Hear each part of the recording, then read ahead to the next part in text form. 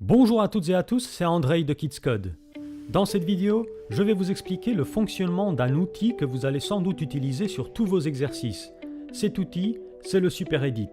Il permet entre autres de créer des consignes, de configurer des exercices de programmation, de rendre des blocs destructibles ou encore de créer des dialogues pour les personnages non joueurs de KidsCode.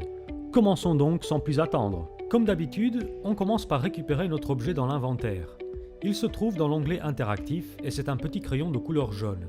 Je continue en plaçant un bloc quelque part dans le monde. Chez KidsCode, on aime bien ce bloc exclamatif parce qu'il attire l'attention. Mais vous pouvez choisir n'importe quel bloc bien évidemment. Ensuite, avec le SuperEdit, je fais un clic gauche sur le bloc et l'interface de traitement de texte apparaît. Avant de taper mon texte, je m'assure de sélectionner la langue dans laquelle je veux écrire. Ici, ce sera le français. J'écris ensuite ma consigne. Attention quand même à ne pas abuser de la longueur. 10 lignes maximum seront suffisantes.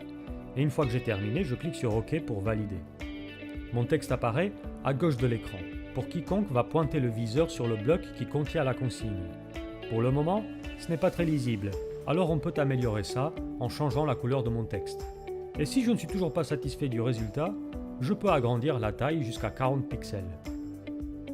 Selon les situations, la couleur et la taille du texte ne suffiront pas. Tout dépend de ce que vous voulez faire. Il y a également une option pour ajouter un fond gris à votre texte. Attention au contraste, veillez à utiliser le blanc ou le jaune lorsque vous utilisez le fond gris, afin que votre texte soit bien lisible.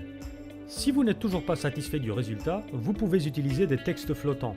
Pour cela, il faut tout d'abord désactiver le fond gris en décochant la petite case correspondante et cliquer sur Floating Text. Texte flottant donc, pour un rendu optimal.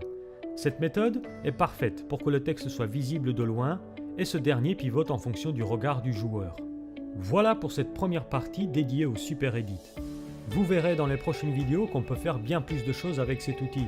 Pour mieux visualiser les principes abordés dans ce tutoriel, essayez KidsCode en version gratuite ou abonnez-vous pour un accès complet à notre plateforme et à tous nos mondes.